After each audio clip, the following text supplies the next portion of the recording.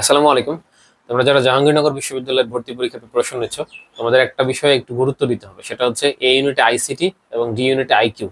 D ইউনিটের IQ যদিও 4 মার্কের, কিন্তু এ ইউনিটের আইসিটি 8 মার্কের। এইটা অনেক ডিফারেন্স তৈরি করে দেয়। হ্যাঁ, তো কিভাবে প্রিপারেশন নিবা সেটা নিয়ে আলোচনা করা যাক।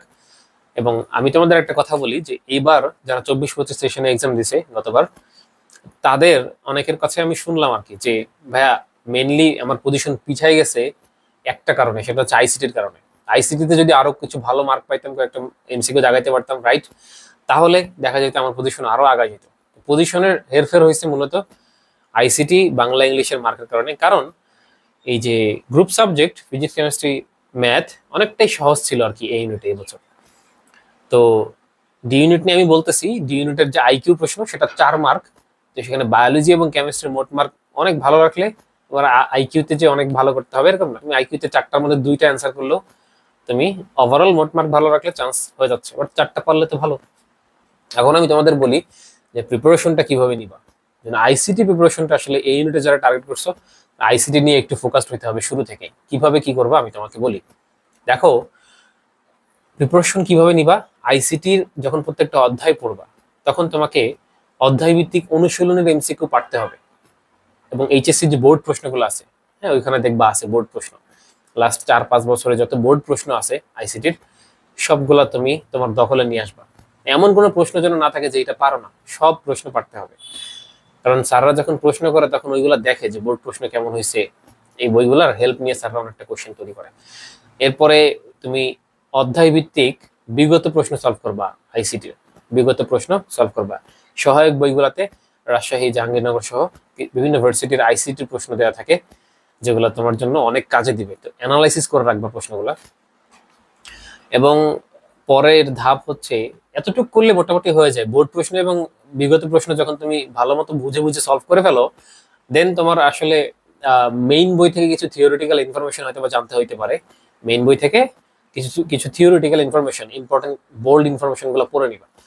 আর এর থেকেও আরো বেশি যদি কিছু এক্সট্রা ইনফরমেশন দেখতে চাও বা পড়তে চাও, তাহলে আমি তোমাকে বলবো যে লাস্ট 10-15 বছরের বিসিএস পরীক্ষার আইসিটির যত প্রশ্ন আছে সবগুলা তুমি দেখে যাও।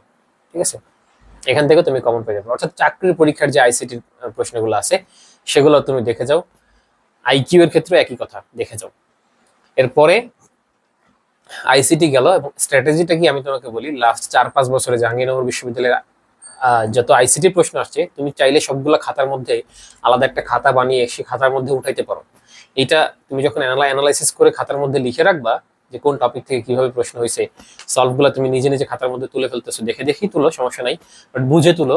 দেন এইটা তোমার একটা রিভিশন মেটেরিয়ালস হিসেবে তৈরি হয়ে যাচ্ছে, যেটা লাস্টে তুমি রিভিশন দিতে পারবা। হ্যাঁ, এটা রিভিশন ম্যাটেরিয়ালস তৈরি হয়ে যাচ্ছে। কারণ পরীক্ষা হচ্ছে আজকে থেকে এখনো 4-5 মাস 6 মাস পরে। তাহলে এত পরে পরীক্ষা, তুমি আজকে একটা টপিক পড়তেছো, হয়তো এটা ভুলে যেতে পারো।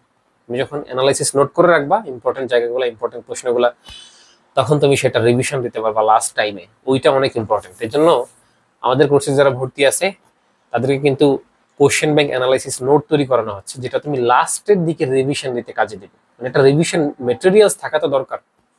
তুমি যে প্রস্তুতি নিচ্ছ, শেষ 10 দিন তুমি কি পড়বা, এক্সামের আগের 10 দিন তুমি কি পড়বা, সেটা কি এক্সামের আগে গুছাবা? এখন থেকেই গুছিয়ে রাখতে হবে। ঠিক আছে। এবং জাবির ভর্তি পরীক্ষা তোমরা জানো যে তুমুল প্রতিযোগিতামূলক পরীক্ষা, যেটা নিয়ে এই আইসিটি কে একটু সিরিয়াসলি নিতে হবে, আইকিউ কে সিরিয়াসলি নেওয়াই ভালো। তবে যে গুরুত্ব এত বেশি দিও না যে গ্রুপ সাবজেক্ট থেকে এটাতে বেশি গুরুত্ব না, এটা মোটামুটি একটু গুরুত্ব দিও, পড়ো যখন টাইম পাও, পড়বা আর কি। ঠিক আছে। এবং আইকিউ নিয়ে বলি, আইকিউ এর টপিক তোমাকে বুঝতে হবে। আইকিউ এর জন্য ইউটিউবে একজনের ক্লাস করবা, মুফতাসিন পাহলবী বুয়েটিয়ান ভাইয়ের ক্লাস করবা। সার্চ করলে, ইউটিউবে সার্চ করলেই মুফতাসিন পাহলবী বুয়েটিয়ান আইকিউ কোশ্চেন সলভ লিখে সার্চ দিলে ওনার চ্যানেলের ক্লাসগুলা পেয়ে যাবা। তো সেই ক্লাসগুলা করো। এবং তুমি একটা বই পাবা, আইকিউ সামিট নামে একটা বই আছে, বা আইকিউ এর বিভিন্ন বই আছে, সেগুলোর পিডিএফও কালেক্ট করতে পারো। টপিক দেখবা 7 থেকে 8টা টপিক আছে, এই টপিকের মধ্যেই প্রশ্ন আসে, যেমন ধারা, এরপরে সাংকেতিক বিন্যাস, সম্পর্ক থেকে তারিখ নির্ণয়, বার নির্ণয়।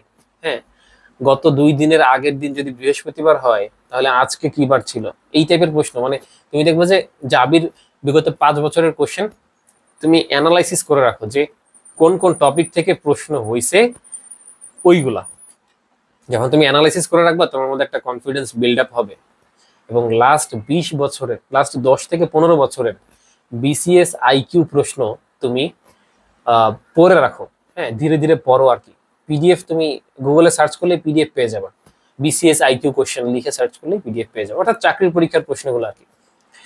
এগুলো তুমি পড়ো। যদি তুমি ওইরকম স্বপ্ন দেখতেছো জাহাঙ্গীরনগর বিশ্ববিদ্যালয়ে চান্স পাওয়ার জন্য, আমি তোমাকে সাজেস্ট করবো তুমি একটু আইসিটি নিয়ে একটু বেশি কনসার্ন থাকো, যারা যারা এই ইউনিটে পরীক্ষা দিবা। ঠিক আছে?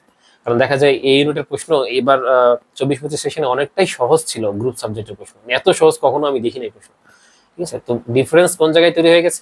আইসিটি আইকিউ এবং আইসিটি বাংলা এবং ইংরেজিতে। আর ডি ইউনিটের প্রশ্ন অনেকটাই হার্ড ছিল এবছর, যেটা আসলে বলতেই হয়।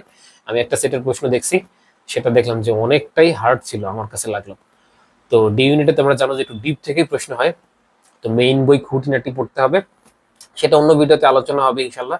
তো তোমরা হচ্ছে আইকিউ এবং আইসিটিটাকে একটু শুরু থেকেই আয়ত্তে নিয়ে আসার চেষ্টা করো।